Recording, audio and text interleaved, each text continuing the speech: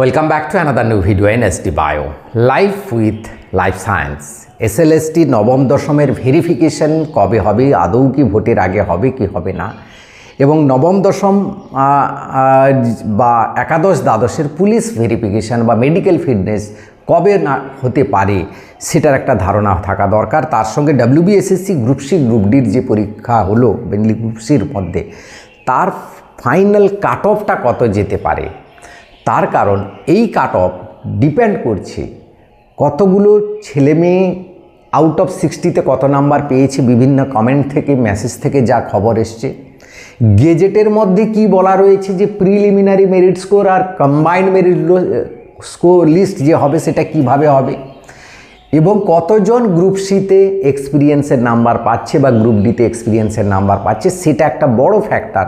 দিলে আমি ইন্টারভিউতে কল কত পেলে কল পাবো কি পাবো না সেটা ধারণা করতে পারবো। কারণ 60 কি পেতেই হবে দিলে ইন্টারভিউতে কল পাবো, বিশেষ করে জেনারেলদের মধ্যে। সেই হিসেবটা ক্লিয়ার করব আজকের এই ভিডিওতে।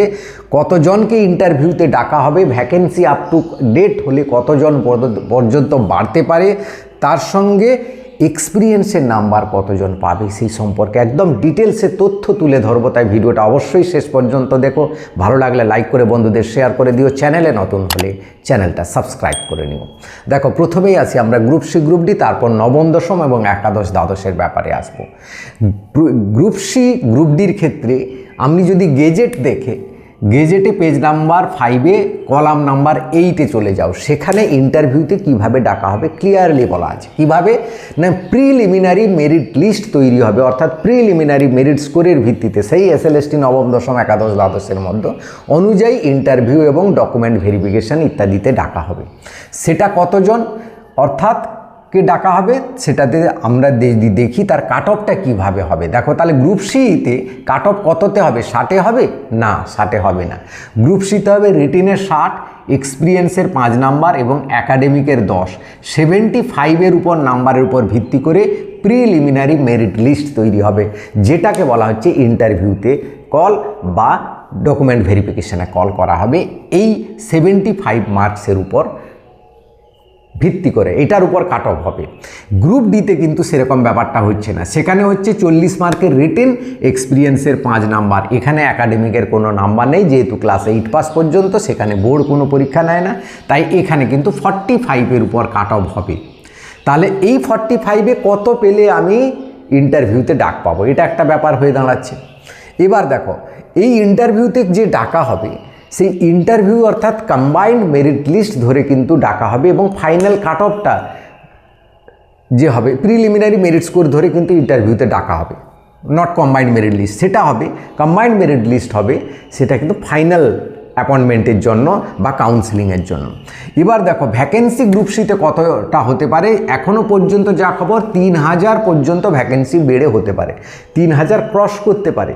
হ্যাঁ, কিন্তু প্রেজেন্ট থেকে ভ্যাকেন্সিটা বাড়বে, কারণ সেটা গেজেটেই বলা আছে। ফাইনাল ভ্যাকেন্সি যখন পাঠাবে স্কুল শিক্ষা দপ্তর কাকে না সেন্ট্রাল কমিশনকে, তখন সেন্ট্রাল কমিশন এই ইন্টারভিউগুলো করবে, অর্থাৎ সেটা বেড়ে আমার হতে পারে 3000 মতো হতে পারে।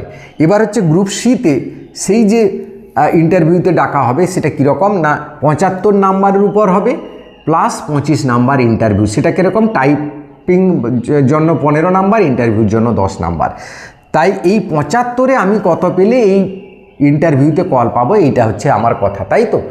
এইবার দেখো, এখানে এই দুটো নাম্বার নিয়ে 100 মার্ক হবে, সেইটা হবে কম্বাইন্ড মেরিট লিস্ট 100 মার্কের উপর ভিত্তি করে গ্রুপ সিতে হবে। এবার আসি, দেখো ভ্যাকেন্সি বললাম 3000, এই 3000-এর মধ্যে কত পেলে আমি মানে ডাকটা পাবো এই ভ্যাকেন্সির মধ্যে। দেখো, গ্রুপ সিতে আমি কতজন এক্সপিরিয়েন্সের নাম্বার পাচ্ছে সেটা একটা বড় ব্যাপার হয়েছে। কতজন না, 581 জন এখনও পর্যন্ত যা খবর হয়েছে এইটা নাম্বার। তাহলে এইটাকে বাদ দিয়ে দাও, আমি এর মধ্যে তো পড়ছি না, এক্সপিরিয়েন্স নাম্বার পাবো না। এবং কীরকম এক্সপিরিয়েন্স না, সিমিলার টাইপ অফ এক্সপিরিয়েন্স যাদের রয়েছে তারা, অর্থাৎ যারা SLST-তে মানে এর আগের এতে চান্স পেয়েছিল নন টেন্টেড ক্যান্ডিডেট হিসাবে লিস্টেড, তারা অন্য কোনো স্ট্রিমের গ্রুপ সি এই পরীক্ষা দিতে আসবে না, কারণ এটা একটা ঝামেলার চাকরি রয়েছে বা এই প্যানেলটা ঝামেলা রয়েছে, কেউ আসবে না পার্মানেন্ট যারা রয়েছে। বা যারা প্রাইভেট স্কুলগুলোতে কিন্তু চাকরি করছে গ্রুপ সি পদে, তাদের কিন্তু কোনো নাম্বার পাবে না, কারণ এখানে গভর্নমেন্ট আইডি দরকার। টিচারের মানে গ্রুপ সি হিসাবে সে যে সরকারি বেতন পাচ্ছে তার কিন্তু অ্যাপয়েন্টমেন্ট লেটার দরকার, নাহলে কিন্তু পাবে না। গ্রুপ ডির ক্ষেত্রে কিন্তু ব্যাপারটা একই রকম দাঁড়াবে, এবং গ্রুপ ডির ক্ষেত্রে প্রচুর কিন্তু যারা করেছে ফর্ম বাতিল হবে ভেরিফিকেশানে, কারণ বহু লোক রয়েছে যারা অন্য ডিপার্টমেন্টে কাজ করে বা পার্মানেন্ট জবে কাজ করে না, একটা টেম্পোরারি জবে কাজ করে, তারা গ্রুপ ডি হিসাবে কিন্তু দিয়ে দিয়েছে। বিভিন্ন প্রাইভেট স্কুলের আমার কাছে খবর রয়েছে, তাই তাদের ক্যান্সেল হবে। এবং তোমরা জানো গ্রুপ সি পরীক্ষায় 1,28,000 মতো ক্যান্ডিডেট অ্যাবসেন্ট রয়েছে। মানে এই যে বড় মাপের ক্যান্ডিডেট অ্যাবসেন্ট হলো, তাদের কারণ হচ্ছে এটাও একটা। আরেকটা বড় কারণ গ্রুপ ডিতে সেটা কিন্তু সেই এটা 2 লাখ পেরিয়ে যাবে, এবং ভেরিফিকেশানের সময় প্রচুর বাদ যাবে, সে বিষয়ে কোনো সন্দেহ নাই। তাই তোমাদের কিন্তু বেশি টেনশান নিও না। গ্রুপ ডিতে ভ্যাকেন্সি সেটা বেড়ে 5,000 ক্রস করবে, আমি ধরে নিলাম 5,500 মতো হবে। সেক্ষেত্রে আমি কত পেলে ইন্টারভিউতে কল পাবো? দেখো এখানে এই 581 বাদ দিলে তুমি যদি জেনারেল ক্যান্ডিডেট হও 75-এর মধ্যে, তুমি এখানে ধরে নাও, আমি যে মেসেজ পেয়েছি ম্যাক্সিমাম কিন্তু 53 থেকে 58-এর মধ্যে। 60 পেয়েছে এরকম একজনও কমেন্ট করেনি বা আমি জানতে পারিনি। হ্যাঁ পাবে, হয়তো 2-4 জন পাবে, কিন্তু সেই 2-4 জন করে নিয়ে তো কাট অফ হবে না।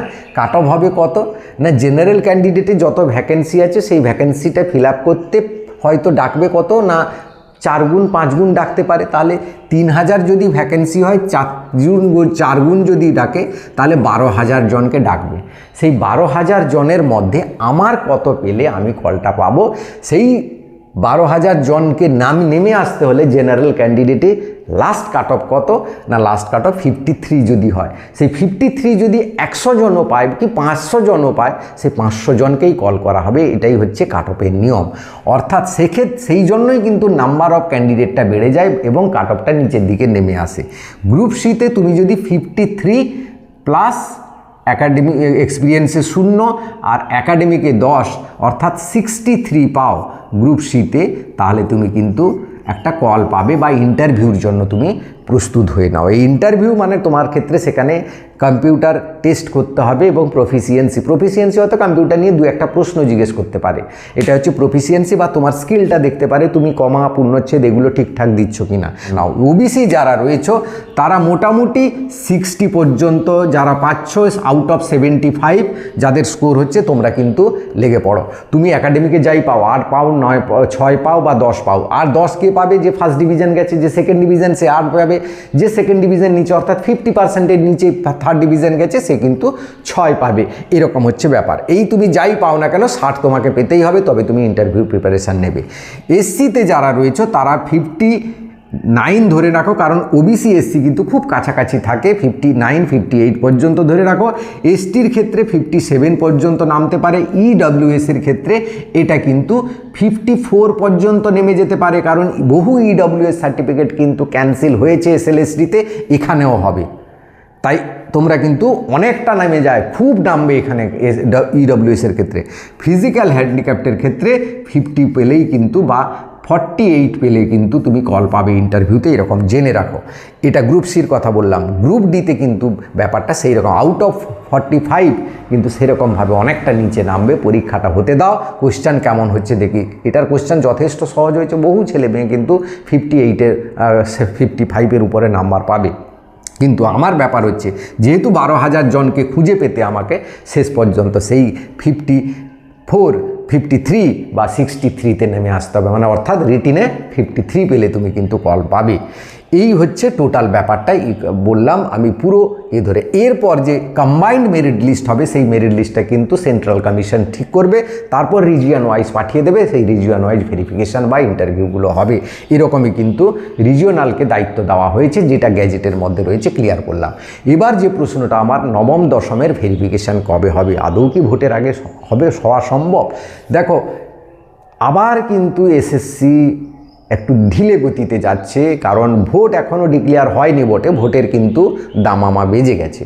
তাই কিন্তু সেই নবম একাদশ দ্বাদশের পুরো কমপ্লিট না হলে কিন্তু ভেরিফিকেশানটা শুরু হবে না। আমার যা ধারণা নবম দশমের ভেরিফিকেশান হয়তো ভোটের আগে হবে, কিন্তু কমপ্লিট হবে বলে আমার মনে হয় না। পুরো ব্যাপারটা কিন্তু কমপ্লিট হতে ভোটের পর এগিয়ে যাবে, এবং হ্যাঁ, পুরো ব্যাপারটা 31শে আগস্টের মধ্যেই কিন্তু কমপ্লিট হবে, এ বিষয়ে কোনো সন্দেহ নেই। আবার হয়তো চাইতে পারে এরা, যদি না করে উঠতে পারে, আবার হয়তো সময় চাইতে পারে 2 মাস 1 মাস, এটা চাইলেও চাইতে পারে, কোনো বিশ্বাস নেই। এবং সেখানে আমাদের সুপ্রিম কোর্ট আবার হয়তো টাইম বাড়িয়ে দেবে, 2-4টা ভৎসনা শোনাবে, হ্যাঁ, ডান্ডা মারবে, তারপরে কিন্তু হয়তো বাড়িয়েও দেবে, কিন্তু পিছিয়ে যেতে পারে পুরো ব্যাপারটা, সেটাও কিন্তু হলেও হতে পারে। তবে হ্যাঁ, নবম দশমের ক্ষেত্রে ভেরিফিকেশানের যে ব্যাপার রয়েছে, সেখানে এক্সপিরিয়েন্সের নাম্বারের কতজন পাবে সেটা কিন্তু কমে যাবে সংখ্যাটায়, কারণ একাদশ দ্বাদশে প্রায় শিক্ষক চলে আসছে। এবং এই গতিটা যে দেরি হচ্ছে তার কয়েকটা বিশেষ কারণ রয়েছে।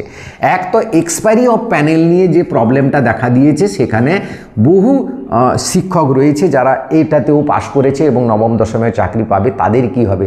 সেটা যদি অবৈধ হিসাবে ঘোষণা হয়ে যায়, তাহলে কিন্তু সেকেন্ড লিস্ট বেরোবে নবম দশমের, একাদশ দ্বাদশের ক্ষেত্রে কোনো সন্দেহ নেই। এবং নবম দশমের ক্ষেত্রে তো তাহলে আরও ব্যাপারটা বড় হয়ে যাবে এবং সেকেন্ড লিস্ট 100% বেরোবে। দেখো, এই এক্সপায়ারি অফ প্যানেল কিন্তু খুব মারাত্মক ব্যাপার হয়ে দাঁড়াবে। বহু টিচারের কিন্তু, যারা বিশেষ করে থার্ড যে হয়েছিল 2016 যে তৃতীয় কাউন্সেলিং হয়েছিল, সেইগুলো সাধারণ মানে এক্সপায়ারি অফ প্যানেল, অনেকে জানো না এই ব্যাপারগুলো, তাই বারবার কমেন্ট করো। তো তাদের কিন্তু তাহলে কিন্তু ইন্টারভিউতে ডাকার কিন্তু কল বাড়বে নবম দশমের ক্ষেত্রে। আরও একটা কারণ রয়েছে নবম দশমে পিছিয়ে যাওয়ার জন্য, কারণ এই যে নবম একাদশ দ্বাদশের যে শিক্ষকরা কাউন্সেলিং করছেন এখন, এখানে কিন্তু অনেকে রয়েছে একাদশ দ্বাদশের টিচার যারা 2016-তে ছিলেন, তাদের কিন্তু চাকরি হয়নি বা তারা পরীক্ষায় পাশ করতে পারেননি, এমনকি পরীক্ষায় বসতেও পারেননি অনেকে। তাদের একটা কি ব্যবস্থা করবে সরকার, সেই নিয়ে কিন্তু ভাবনা চিন্তা চলছে। হ্যাঁ, ব্যবস্থা একটা করবে, সেই নিয়ে একটা ভাবনা চিন্তা করছে, কারণ 31শে আগস্টের মধ্যে তাদের ভাবনা চিন্তাটাকে কমপ্লিট করে ফেলতে হবে এবং তাদেরকে জয়েন করাতেই হবে। তো তাদেরকে কোথায় কিভাবে জয়েন করাবে, সেইটা নিয়ে কিন্তু খুব চিন্তায় রয়েছে এসএসসি, যার ফলে কিন্তু পুরো ব্যাপারটা ডিলে হচ্ছে। কারণ 31শে আগস্টের মধ্যে না করলে তাদের চাকরিটা কিন্তু ব্রেকডাউন হয়ে যাবে, সেটা করবে না, কারণ সমস্যায় পড়ে যাবে, আবার সুপ্রিম কোর্টে যাবে তারা। তাই কিন্তু পুরো ব্যাপারটা কিন্তু একাদশ দ্বাদশের ক্ষেত্রে ডিলে হয়ে যাচ্ছে, সেই জন্য নবম দশমের ক্ষেত্রে হচ্ছে।